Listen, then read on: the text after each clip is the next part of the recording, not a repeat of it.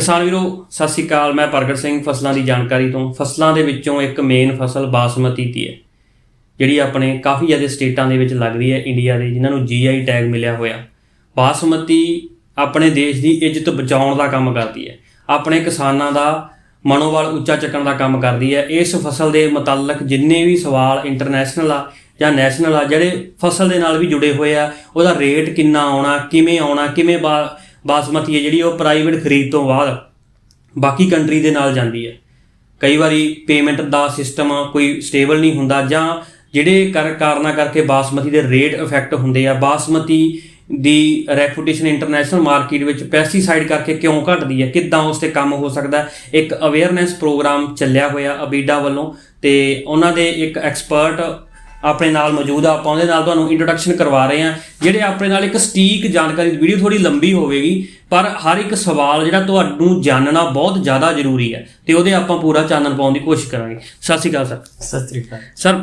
पहले आप थोड़ा सा अपने बारे में बताएं, अपीडा के बारे में, आपकी पोस्टिंग और क्या क्या आप देखते हैं उसके बारे में। देखिए, मेरा नाम रितेश शर्मा है।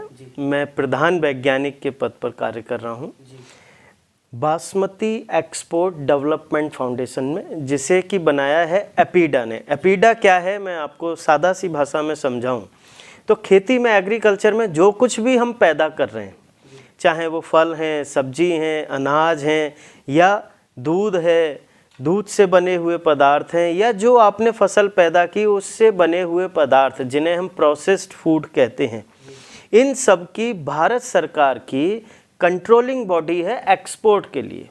यदि आपको एग्रीकल्चर का कुछ एक्सपोर्ट करना है तो आपको एक बार अपीडा से पहले रजिस्ट्रेशन कराना होगा। वहाँ पर रजिस्टर होगा, जो भी आपकी कंसाइनमेंट जा रही है उसकी सूचना पूरी वहाँ पर होगी। तो अपीडा पूरे एग्रीकल्चर का एक्सपोर्ट देखता है। ये भारत सरकार की मिनिस्ट्री ऑफ कॉमर्स के अंदर आता है। मतलब इसमें कोई बासमती का नहीं, कोई भी एग्रीकल्चर प्रोड्यूस है। यस, कोई भी एग्रीकल्चर प्रोड्यूस वो अपीडा देखता है। लेकिन आप सब जानते हैं बासमती एक ऐसी फसल है जो हमको सबसे ज़्यादा विदेशी मुद्रा देती है, सबसे ज़्यादा पैसा हमारे पास, और पैसा दोनों देती है कंट्री को। यस, तो इसी के लिए अपीडा ने सन 2003 में अपनी ही अलग से एक शाखा बनाई जिसका नाम है बासमती एक्सपोर्ट डेवलपमेंट फाउंडेशन। तो बासमती के काम को हम लोग देखते हैं, कैसे बासमती के निर्यात को बढ़ाया जाए, पैदा करने वाले से लेके, एक्सपोर्टर से लेके, किसान से लेके एक्सपोर्टर तक, इन सभी पूरी जो ये एक्सपोर्ट की एक चेन है, इसकी सभी कड़ियों को हम कैसे सशक्त करें, ये कार्य हम करने का प्रयास लगातार कर रहे हैं जी। सर, इसमें मैं आपको एक मेन सवाल पूछना चाहूँगा जो सब फार्मर का है कि एक फार्मर पैदा करता है, प्राइवेट परचेजर को बेच देता है अपना फसल, वो खुद अपना पैदा करके खुद ही बाहरली कंट्री के साथ कोई लाइन अप करके कोई अपना व्यापार, अपना एक्सपोर्ट कैसे कर सकता है? इसके लिए अपीडा क्या हेल्प करता है? कितने टाइम में ये सिस्टम बन जाता है? देखिए, आपका जो प्रश्न है वो सीधे ये है कि यदि मैं एक्सपोर्टर बनना चाहता हूँ, भले ही वो किसान हो या कोई भी व्यक्ति, वो एक्सपोर्टर बन सकता है। हमारे देश में एक्सपोर्टर बनना बहुत आसान है यदि मैं कागजी प्रक्रिया की बात करूं तो, क्योंकि वही किसान भाइयों को या हमारे साथियों को नहीं पता होती। आप देखेंगे DGFT, director general for foreign trade की साइट पर आपने अपने को एक रजिस्ट्रेशन कराना होता है जिसे हम कहते हैं IEC लेना, इम्पोर्ट एक्सपोर्ट कोड, और वो लेना बड़ा आसान है। आप साइट पे जाइए, वहाँ पर आपको एक फॉर्म मिलेगा, उस फॉर्म को भरिए, 500 रुपये उसकी फ़ीस होती है, ऑनलाइन दीजिए। आपके पास पैन कार्ड होना चाहिए, आधार कार्ड होना चाहिए, आप अप्लाई कर देंगे और आपको IEC इश्यू हो गया। इसका मतलब आप एक्सपोर्टर और इम्पोर्टर दोनों हो गए। अब आपने यदि एग्रीकल्चर का करना है, इसके जो मैंने IEC बताया ये किसी भी चीज़ के लिए है। एक बार आप रजिस्टर हो गए भारत सरकार के साथ, उसके बाद एग्रीकल्चर का जब आपको करना है तो आपको अपीडा में, वो भी ऑनलाइन प्रक्रिया है, आप ऑफिस में भी जा सकते हैं, ऑनलाइन सारी प्रक्रिया है। आप IEC के बेस पर अपने डॉक्यूमेंट्स जमा करेंगे, एक छोटी सी फीस है, और आप RCMC बोलते हैं उसे, रजिस्ट्रेशन कम मेंबरशिप सर्टिफिकेट, वो आपको मिल जाता है। अब आप एक्सपोर्टर, अब सरकार का इसमें कोई वो नहीं, क्योंकि ये एक व्यापार है। जब तक आप पैदा करने वाले थे आप किसान थे, अब आप एक्सपोर्ट करना चाहते हैं तो आप व्यापारी हो गए। ठीक है सर। जब एक्सपोर्ट करना है, व्यापार करना है, तो आप जानते हैं हमें एक शहर में छोटी सी दुकान भी खोलनी हो तो हमें काफ़ी चीज़ें सोचनी पड़ती हैं। किस जगह खोलें, या ये जगह है हमारे पास तो इसमें कौन सी चीज़ यहाँ बिकेगी, यहाँ ग्राहक कैसे आएंगे, सब चीज़ें आप तय करते हैं। ऐसे ही ये अंतर्राष्ट्रीय बाजार में अब जा रहे हैं।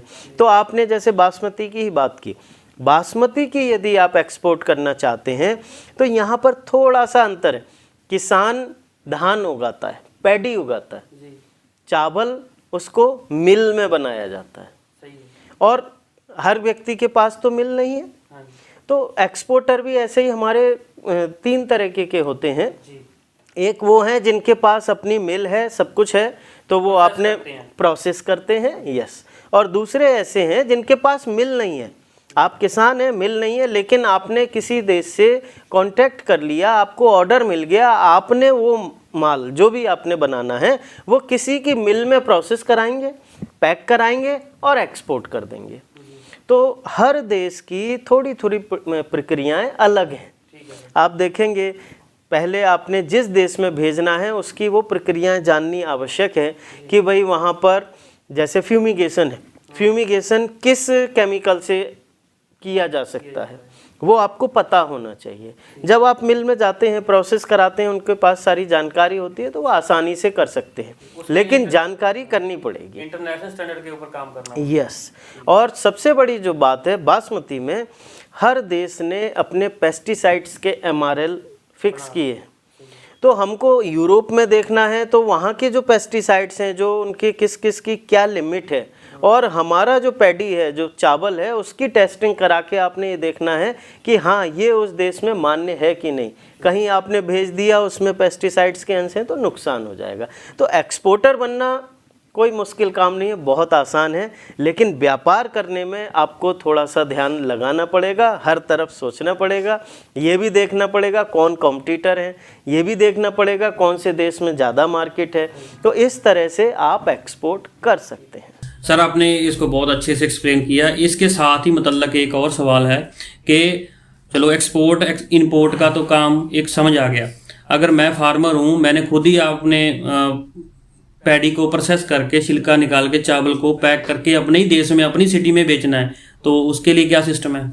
देखिए उसमें कोई दिक्कत नहीं है, वो एक आप अपना कोई एक ब्रांड बनाएंगे। और आजकल किसानों के लिए तो बहुत अच्छा काम है, FPO बना लीजिए, FPC बना लीजिए, फार्मर प्रोड्यूसर कंपनी है, आपने उसको रजिस्टर कंपनी एक्ट में कराना है और GST लेना है, उसके बाद आप व्यापार करते रहिए। FPO में थोड़ी दिक्कत आती है कि उसमें फार्मर बहुत ज़्यादा चाहिए, लेकिन इतने फार्मर आपस में वो बन नहीं पाता काम। सर पहले FPO के रजिस्ट्रेशन के लिए केवल 10 मेंबर होने चाहिए। ठीक है। 10 मेंबर में, जिसे हम बोर्ड ऑफ डायरेक्टर्स कहते हैं, 5 डायरेक्टर्स होते हैं, उन्हीं में से कोई एक चेयरमैन होता है, और आप 10 लोग मिलके ये तय करते हैं कि आपने क्या क्या काम करना है। क्योंकि ये FPO है, फार्मर्स की कंपनी है, तो इसमें फिर आपने ज़्यादा से ज़्यादा किसानों को जोड़ने का प्रयास करना चाहिए, और जितने किसान आपके जुड़ेंगे, मिनिमम 10 है। हाँ मिनिमम रजिस्ट्रेशन के लिए 10 है।